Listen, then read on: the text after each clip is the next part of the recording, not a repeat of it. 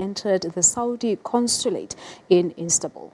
The Committee to Protect Journalists, Human Rights Watch, Amnesty International and Reporters Without Borders are currently briefing the media at the United Nations. Let us now take you live there. That those who are responsible for the disappearance of our colleague are held to account and brought to justice. I'd like now to ask my colleague from Amnesty International, Shireen, to say something. Thank you, Rob. Firstly, I just want to say that this call we're making today, it's a no-brainer, because at the end of the day, the UN Secretary General himself, Guterres, has said that he wants to know the truth behind what happened. Bachelet, the High Commissioner on Human Rights, also said that she would like to see a transparent probe. The US President himself, Donald Trump, said that you, the press, should stop treating Saudi Arabia as if they are guilty before being proven innocent. So if we're looking for proving Saudi Arabia's innocence, we believe that there is no other way. Our best shot at a credible investigation, at a transparent investigation, at an investigation that won't be politicized, is for the UN to conduct it, is for Turkey to make this request. There really is no other way. The second point I want to make is that this incident didn't happen in a vacuum. Jamal Khashoggi is not one case that is an anomaly. It happened within a context of an increased crackdown on dissent since June 2017, when the Crown Prince Mohammed bin Salman took his position. And it's part of a pattern of increased crackdown on anyone who dares to, in fact, dares even to question the narrative of what's going on in Saudi Arabia, to question what's going on in the country, to hold to account any of their leaders. And that includes clerics, it includes journalists, it includes human rights defenders. And that's why this case and the importance and what's riding on it isn't just about one man. It's not just about us. It's not about human rights defenders. It's also about all of you, which is why I guess so many people are here today, because you know the stakes, how high the stakes are right now, and what it means for all of you to have a case like this happen and for it to just be whitewashed and for us not to have a credible investigation. And the last point I want to make is really just an appeal to the UN Secretary General Antonio Guterres, because we cannot live in a world where governments can use chemical weapons against their own citizens and nothing happens, where a military can ethnically cleanse, torture and rape an entire community and no one is held to account, where a journalist in a major city walks into a consulate and is tortured and killed and nothing happens. This is the time for him to step up and take leadership and be bold like he should have been before, but we really need him to be now, because we are losing this war. We are losing it as human rights defenders and you are losing it as journalists, and we need him to step up. Thank you. Thank you. Now I'd like to ask Lou Charbonneau, who many of you know from Human Rights Watch, to say a few words. Thanks, Rob and Shireen. And thanks to all of you.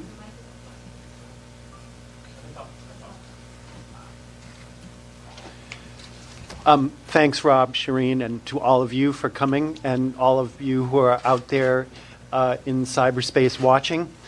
I think that Shireen made a very good point right now about the need for UN involvement. This is what the UN was created for.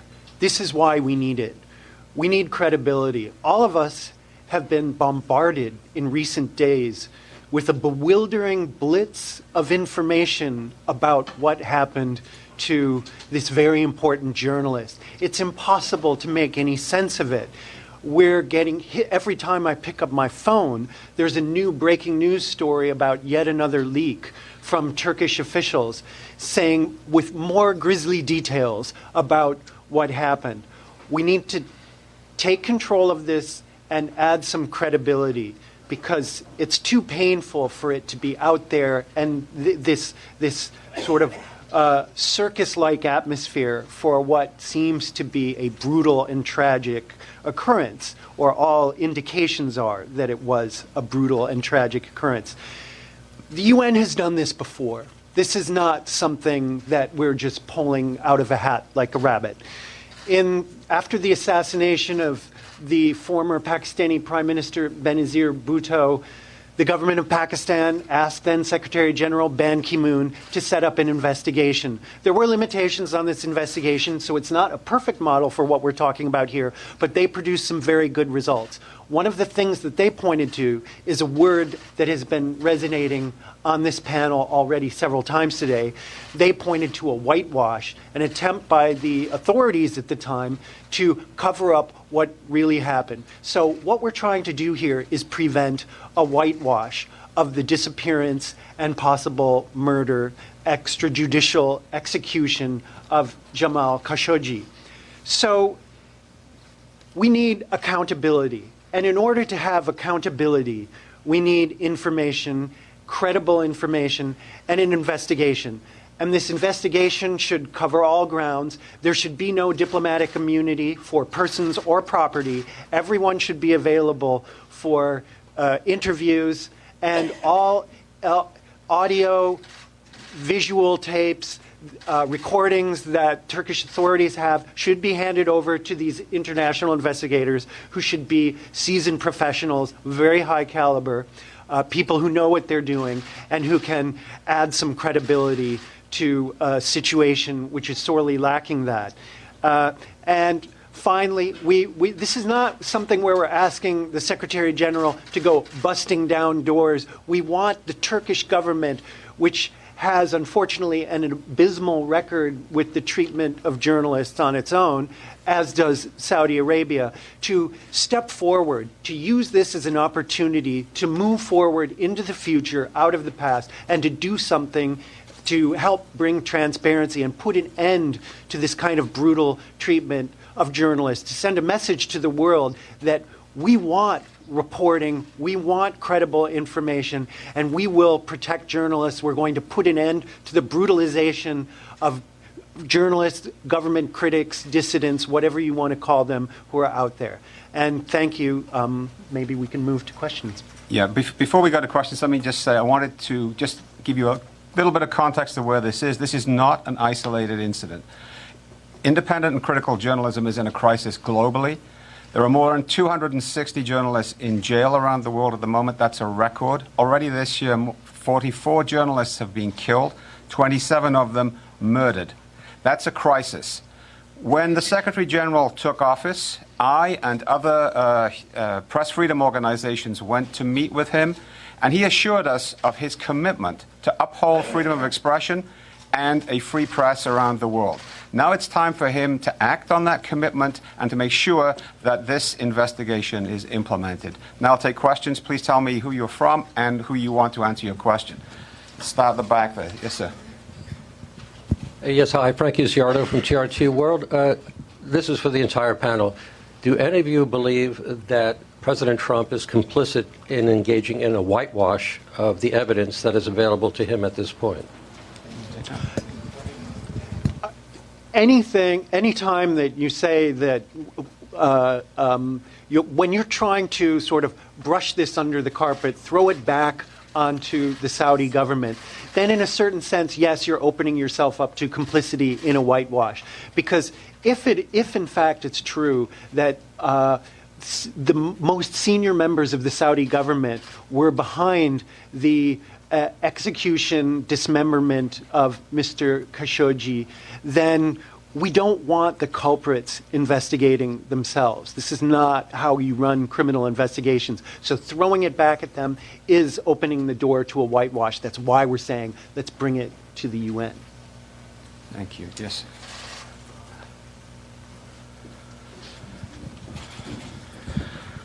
James Bays from Al Jazeera. Whoever wants to take two questions, if you don't mind. First, have you had any contact with the Turkish mission here or any Turkish authorities, and what are their views that they've expressed to you about an investigation? Because one assumes it will be much easier if they cooperate with this idea.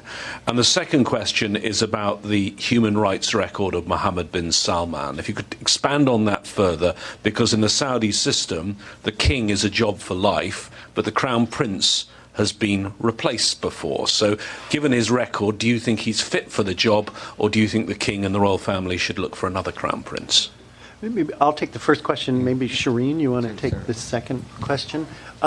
Yes, we have reached out to the Turkish mission and twice, and we have not heard anything back yet, but we are hoping to have a conversation with them because we do think this is something we really want them to initiate.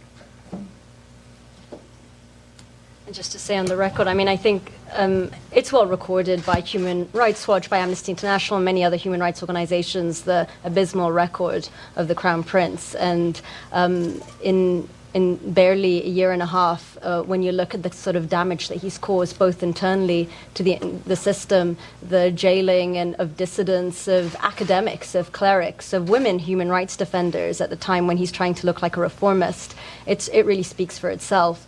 To say nothing of the devastating war on Yemen that's caused the biggest humanitarian crisis. That recently it's been reported that a third of Saudi strikes hit non-military targets. That's a lot of blood on his hands. Sherman Briceby, South African Broadcasting. So step one is to call for an investigation and then have an investigation. But what would an appropriate penalty be here if, as we suspect, this goes right to the top of the royal family? What does the international community do to the Crown Prince, for example, of Saudi Arabia? What would be appropriate?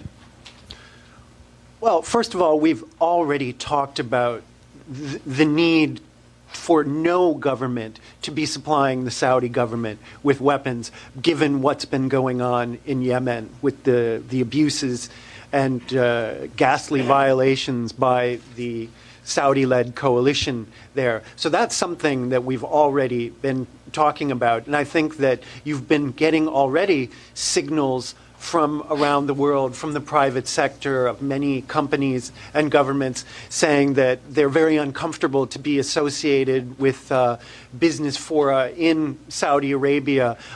So already messages are going out there. In terms of accountability, I think we'll have to cross that bridge when and if we come to it, and I hope we do come to it. But certainly no one should be spared appropriate penalties, whether they're the Saudi Crown Prince or an operative carrying a bone saw. So that's simply the way it should be. Yeah, the lady there with her hand up. I'll get to you in a minute. Thank you. Betül Yürük, Turkish news agency Anadolu. I was wondering if you consider Secretary Pompeo's visit to Riyadh as an attempt to whitewash Saudi Arabia or to swipe the issue, as you mentioned here in your statement, under the carpet. Thank you. Well, I think we were disappointed that there wasn't something more substantive that came out of that visit. And, I mean, I would like to see President Trump, for example, speak out forcefully for more information, getting the Saudis to tell us exactly what happened. I think it's important that we get that signal from the top of the U.S. government. But what we want to do here is to find one avenue into getting to the truth. You can talk about sanctions, you can talk about consequences later, but unless you know exactly what happened and who was responsible and in what measure, you can't make intelligent decisions about how that should be sanctioned. And I would call upon President Erdogan to do the right thing here. He and my organization have been at loggerheads, it'd be nice to say, over the last few years because of the press freedom record in Turkey. Now he has a chance to step up and do something affirmative for a free press. Thank you. You have a question? Yes, thank you. You need a microphone. I have a strong voice. Thank you. Errol Avdovich, Publica Press. First of all, Lou, directly follow up from Frank's question. Do you believe, having in mind that you also have information and what has been written in U.S. press and worldwide press, that White House is complicit somehow, that this poor guy, our colleague, was somehow murdered because he had discovered something that we still don't know, not that mild criticism of the Saudi government. And number two, Do you all believe that since the fact that you are holding this press conference at the United Nations, that United Nations is not doing well its job when it comes to these issues, and especially in regard with this affair? Well, in terms of going back to the question of complicity, before we start throwing words like complicity around, we need the facts. And that's why we need an investigation, and we need a credible investigation. Taking a step back to pick up on something that both Rob and Shireen have mentioned, there is an atmosphere where journalists are under threat around the world. And not just journalists, but journalists are a particular target of hatred by despotic and somewhat more or less authoritarian governments, whether we're in North America or Europe or moving elsewhere around the world. This is a trend. And when you have important leaders of important countries referring to the press as enemies and openly doing it, and without any, with sort of full impunity and often getting applause from their supporters, it emboldens the worst leaders around the world. It sends them a message, well, you know what? This guy out there who's writing nasty stories about me, we can take him out, and I'm not going to take a hit.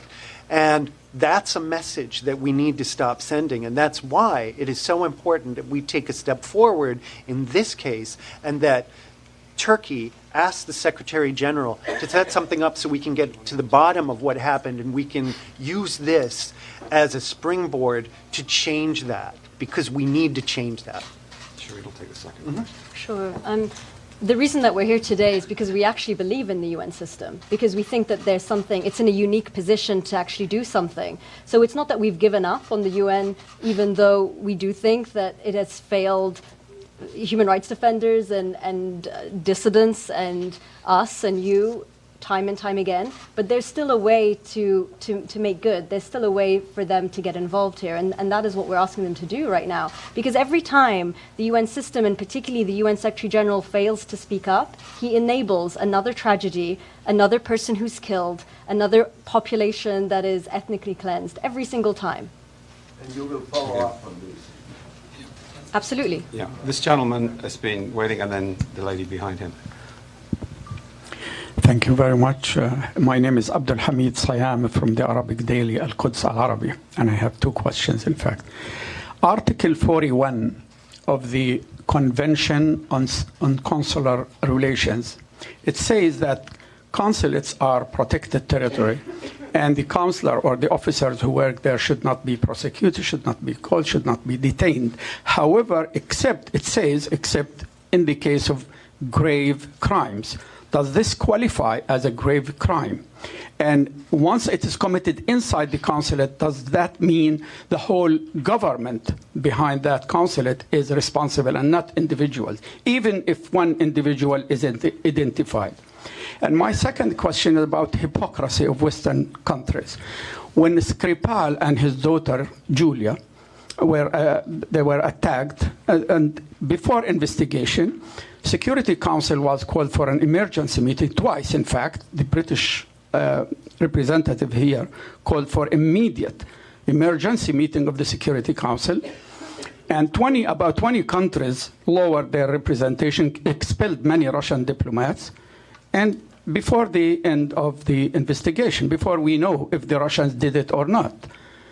In this case, I didn't see anybody rushing to the Security Council, no statement from the Security Council, no one called for lowering the representation of Saudi Arabia. Why is that? Don't you see that a flagrant case of hypocrisy? Thank you. Okay, thank you.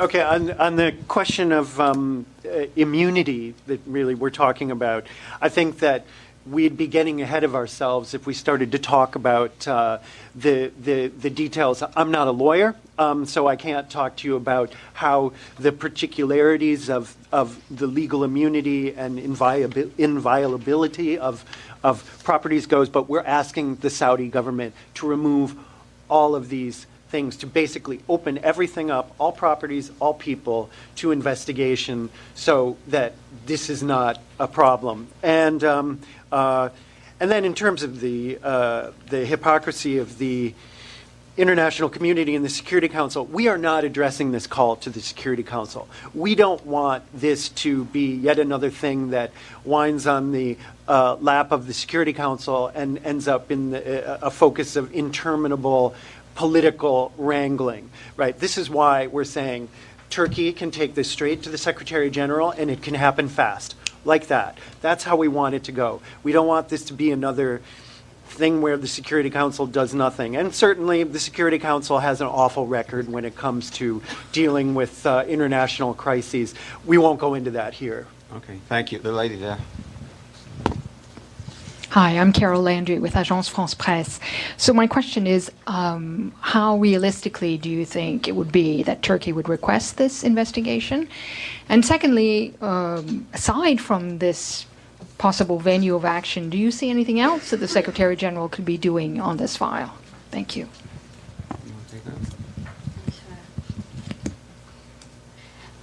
Firstly, Carol, I feel like we sit here a lot and we speak to journalists and we often call for referrals to the International Criminal Court, and we do it on principle, and we really hope that one day something will happen, but we kind of know usually when we're standing here that we're doing it for principle reasons. Today is different.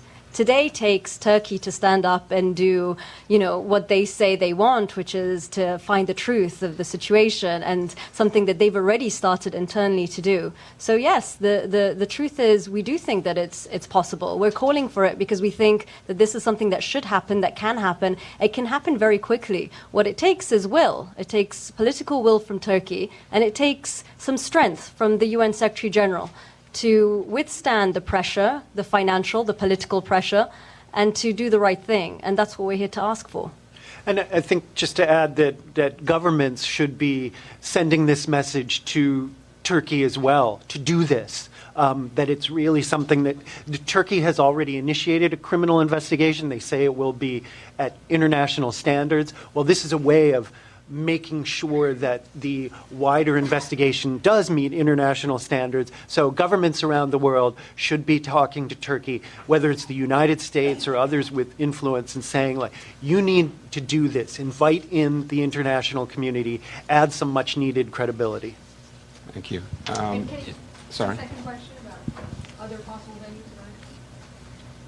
Is there anything else? Well, the SG can join in the calls for Turkey. I mean, he can do what's necessary to encourage the parties to open themselves up for this. There needs to be some persuasion work done. We're trying to do our part. You can also ask questions of Turkey, Saudi, and the Secretary General at the noon briefing. You can raise this and just get everyone starting to talk and to move quickly. It's very important to move quickly. And there are other things outside of the UN system that can be done too. We've already had Senate Foreign Relations Committee write to the President in regard to the Global Magnitsky Act. The Senate, after the midterm elections here, could hold extraordinary hearings. There are lots of things. Pardon? Yeah. I'm saying that the two chairs of the Foreign Senate Relations Committee have already written last week to the executive to trigger, and they have 120 days to go back. I don't want to go into the details of the Global Magnitsky Act, but it's a possible way of sanctioning gross violations of human rights. So there are other things too. It's not just one thing. This is such a horrendous crime that we shouldn't just be calling on one avenue of getting justice. Okay, Michelle. Hi, Michelle Nichols from Reuters. Just to follow up, Lou, to the remarks you were making then, but for the whole panel, and follow on to James's question. You haven't heard back from the Turkish UN mission. Is there appetite among other countries here to put pressure on Turkey to make this request? I hope there is. I mean, it's certainly there is a lot of support so far for this, but whether it's translating into the kind of pressure that we would like to see, we don't know yet. I mean, we came together with this appeal very quickly because we all felt very strongly. This was an idea that was hatched on Monday, and we're here on Thursday, and so we're trying to do everything we can to push this forward as quickly as possible. And but you raising questions will hopefully help do that as well. But we will continue to push member states, not just Turkey and Saudi Arabia. Just to say that I think many member states and representatives here are in a tricky position because of the ongoing Saudi investigation that they're carrying out, and I think that they have to pay at very least lip service to, what is very possibly, very likely to be, an investigation that lacks real credibility. But what I hope that is, in the coming days, when we see some of the results, or if we see some of the results of this investigation, at least they see it, that they don't just put that in their drawer somewhere and tick a box and hope that this will go away. And it's really up to all of us to make sure that that doesn't happen, because it's very easy in these next coming days, as Saudi investigates itself, for us to just move on, and that really can't happen. That would be a crime.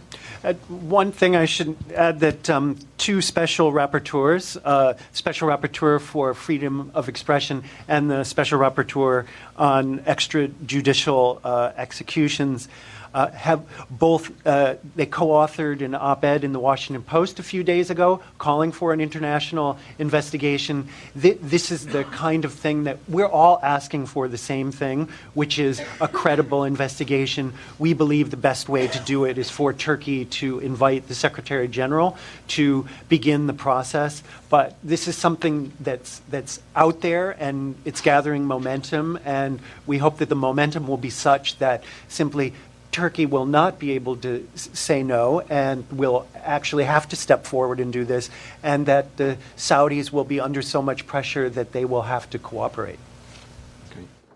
All right, well, there you have it. Those are live visuals out of the United Nations this afternoon, where you have the Committee Protecting Journalists, Human Rights Watch, Amnesty International, and Reporters Without Borders, of course, had convened that media briefing where they basically appealing to Turkey to urgently ask the United Nations Secretary General Antonio Guterres to establish a United Nations investigation into the possible extrajudicial execution of journalist Khashoggi. So they say, there's a need now for the United Nations to actually intervene in this regard, making that special appeal to the UN Secretary General Antonio Guterres that it is time for him now to actually step up and be bold and do something about this particular situation, saying that it looks like this war is being lost by journalists as well as some human rights defenders. So they were basically even explaining that they decided on that media briefing because they think there's a need to prevent any whitewash of what might have happened to Khashoggi. So they also want the Turkish government as well to actually come forward and do something to protect all the journalists, saying that the journalists are always under threats and they always targets around the world. So that's basically what came out of that United Nations media briefing. Our UN correspondent Sharon Bryce Peace is there, and I believe he'll update you next year on the SABC News channel. All right, let's take a quick break here on your story before we say goodbye.